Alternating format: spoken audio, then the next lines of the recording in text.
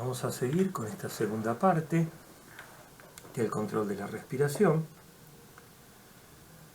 La primera parte habíamos hablado un poquito de la historia, de cómo los investigadores habían ido buscando, descubriendo desde los órganos efectores, subiendo por el sistema nervioso periférico eferente y llegando a esos centros nerviosos que tenían que ver con la historia.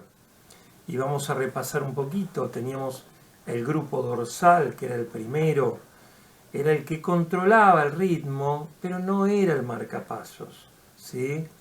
Eran neuronas que iban a estimular músculos inspiratorios, ¿sí? Y era el encargado de esa rampa inspiratoria que habíamos visto durante la inspiración. Luego teníamos el grupo respiratorio ventral, ¿sí? Con algunos núcleos como el ambiguo, retroambiguo. Hay varios núcleos en esta zona. ¿Es importante en qué? Es importante en los músculos de la respiración forzada, sean expiratorios o inspiratorios. Cuando nosotros hacíamos una inspiración que tenía que ver con la zona nerviosa dorsal y queríamos seguir inspirando, bueno, iban a activarse estos centros ventrales inspiratorios forzados. Y si queríamos realizar una expiración forzada luego de una expiración normal, pasiva, se iban a activar los músculos de la expiración forzada, que eran los abdominopélvicos, empujando las vísceras, ¿sí? Para llevarlas hacia arriba y empujar el diafragma más hacia arriba de lo que llegaba estando relajado, y así poder acortar la altura de la caja torácica. También iban a estar los intercostales internos, disminuyendo en esa expiración forzada los diámetros anteroposteriores. Bien, teníamos ya en la protuberancia el área neumotáctica o el centro neumotáxico, ¿sí? Y acá cuando lo estimulan se dan cuenta que este centro era el que cortaba la rampa inspiratoria. Habíamos dicho que los centros dorsales vulvares generaban esa rampa inspiratoria, pero ¿quién la cortaba? ¿Quién detenía esa rampa? Es el área neumotáxica. Desconecta ese área inspiratoria antes de que, bueno, esos pulmones se llenen de demasiado aire y sea perjudicial. El centro neumotáxico, cuando se medía la actividad, coincidía las descargas neuronales de ese centro con la culminación de la inspiración. Entonces, si los investigadores iban viendo qué actividad tenían las zonas diferentes en diferentes partes del ciclo respiratorio. Entonces ellos veían que el centro neumotáxico empezaba a generar descargas justo cuando finalizaba la inspiración. Y era por esto que tenía este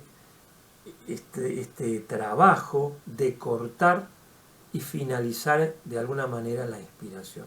Entonces en un momento dijeron, bueno, listo, ya está, este es el que corta la inspiración, se acabó, tenemos el marcapasos. Acá vemos el centro neumotáxico, acá el apnéutico, el grupo respiratorio dorsal y el ventral. Entonces para los investigadores era el marcapasos. Cuando se corta este nivel, ¿sí?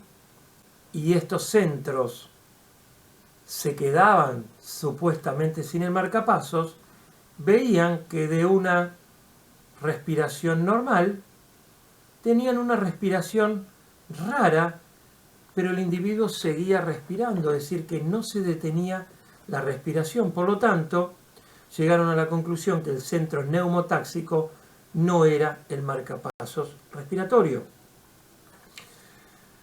Luego pasamos al apnéutico, que es el último centro de estos 4 que se va a descubrir. Y ese centro apnéutico es el que coordina la transición entre la inspiración y la expiración y va a regular la profundidad de la respiración.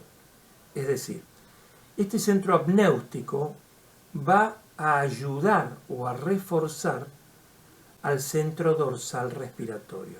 Es decir, que durante la inspiración, que tiene que ver los centros dorsales vulvares, van a estar ayudados por este centro apnéutico.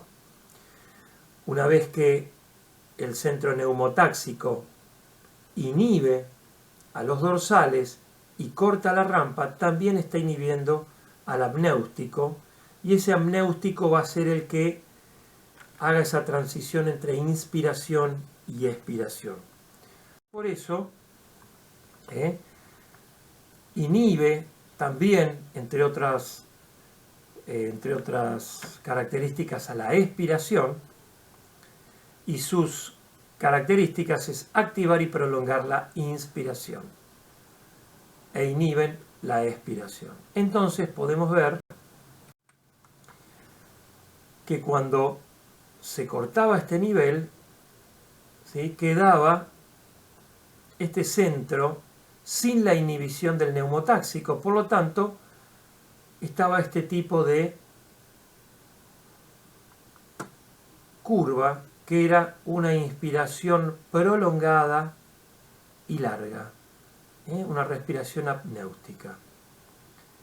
Cuando se cortaba por debajo del centro apnéutico, se perdía esta profundidad y se hacía una respiración muy aguda y muy corta. Habíamos sacado ese centro apnéutico que ayudaba a esa inspiración a ser prolongada en tiempo y en volúmenes. Bien, cuando se corta por debajo del apnéutico, por supuesto que también está por debajo del neumotáxico, también había una respiración. Es decir, que el secreto tenía que estar acá. Siguieron buscando y hace no mucho volvieron sobre el grupo ventral respiratorio, lo vuelven a investigar y ven que hay un centro preambiguo, un caudo facial o facial y un retroambiguo, y por delante de estos núcleos se encuentran con un área que se llama el núcleo de Prebotzinger. Y este área es el marcapasos respiratorio. Este es el que va a regular los ciclos o los ciclos respiratorios. ¿Por qué? Porque este que está a nivel vulvar es el que va a estimular al centro neumotáxico. Si se lesiona, se va a perder el ritmo, va a tener un ritmo caótico y es muy chiquito este núcleo. Tienen que pensar que más o menos son 150 a 200 neuronas. Es muy, muy chiquito. Y se encontró en este punto el marcapasos respiratorio. Si armamos un poquito,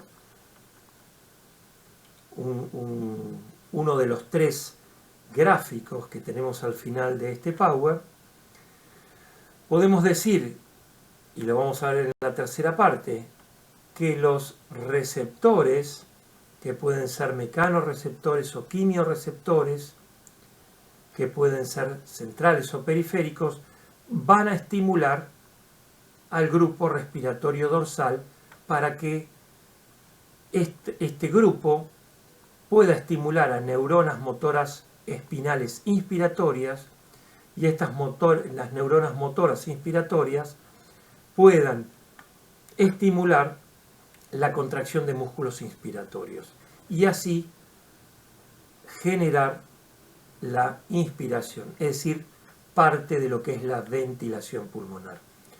Un punto que quiero que quede claro: cuando nosotros movilizamos aire, no decimos que respiramos, sino que decimos que ventilamos. Es un concepto para que manejen los términos un poco mejor. Bien, entonces, este centro respiratorio dorsal es estimulado por estos receptores y ocurre la inspiración. Este grupo respiratorio dorsal vulvar, acá estamos en el bulbo, va a ser reforzado por el centro apnéutico que estaba, recuerden, en la protuberancia, es decir, lo refuerza la inspiración. Pero el centro neumotáxico, cuando se activaba, iba a cortar la rampa, es decir, iba a finalizar ese efecto o esa acción inspiratoria. Y también el neumotáxico iba a inhibir directamente al apnéutico. ¿Sí? Cuando el neumotáxico se activaba, cuando del bulbo el complejo Plevot-Singer estimulaba el neumotáxico. El neumotáxico cortaba la inspiración y cortaba el centro apnéutico que reforzaba esa inspiración. El centro apnéutico también inhibía las neuronas expiratorias, por lo tanto, cuando había inspiración, no ocurría expiración. Al inhibir el centro neumotáxico al apnéutico, deja de inhibir a las neuronas expiratorias y éstas van a activar lo que es la parte expiratoria, siempre que sea un fenómeno expiratorio forzado. Si no, recordemos que el fenómeno expiratorio siempre es de tipo pasivo en una expiración normal a un volumen corriente. Si tengo que eliminar más, bueno, estas neuronas de la parte ventral se estimulan y entonces voy a estimular músculos expiratorios como los abdominopélvicos, lo que es la prensa abdominal, ¿sí? O todo lo que es intercostales internos, y hay otros músculos de menor por ahí importancia, que los van a encontrar en los libros, tanto inspiratorios como expiratorios. Esa ventilación va a hacer que haya presiones de gases en la sangre diferentes, presiones de oxígeno y de dióxido de carbono, y que eso genere una variación en el pH y pueda estimular a quimiorreceptores arteriales, ¿sí? O centrales. Este es otro cuadrito que lo pueden también analizar con receptores que lo que van a hacer es estimular a centros vulvares, ¿sí? Y esos centros vulvares, cuando se estimulan, generan un estímulo en lo que es médula y lo que es músculos respiratorios y vías aéreas. También acá aparece como receptores, que lo van a ver en la tercera parte, a ver, receptores del dolor, receptores del miedo, receptores de la temperatura, que van a trabajar directamente con el sistema límbico y el hipotálamo y van a estimular al bulbo también para generar una hiperventilación. No tenemos que olvidar, y eso lo vamos a ver también en la tercera parte, que hay actividades voluntarias de la respiración. Si tenemos estos centros vulvares y centros protuberanciales que son de la respiración involuntaria, que no los podemos manejar, tenemos también centros en la corteza que son voluntarios y que van a ocurrir en actividades que no tienen que ver de tipo respiratoria, como cuando tragamos, es decir, la deglución, cuando tosemos o cuando hablamos, que en todas estas actividades nosotros no estamos respirando, no estamos en realidad ventilando. Y también podemos generar o apneas, es decir, detenciones.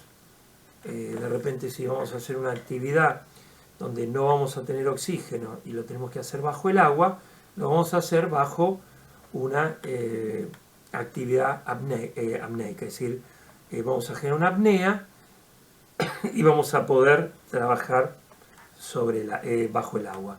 O una hiperapnea, es decir, donde podemos ventilar más veces por minuto también a voluntad. Van a ver que tanto uno como otro son voluntarios hasta un cierto punto donde el cuerpo no nos va a dejar avanzar más porque sería riesgoso para la salud y para la vida. Y acá hay un tercer cuadro también que tiene que ver con todas las relaciones que tiene que ver el centro neumotáxico, el centro apnéutico, lo que es el grupo vulvar dorsal y el grupo vulvar ventral, con todos los receptores y todas sus características. Bueno, damos fin a la segunda parte y viene la última parte, que es la tercera, que vamos a hablar de los diferentes receptores centrales, periféricos y los diferentes receptores quimio, mecanorreceptores, etc.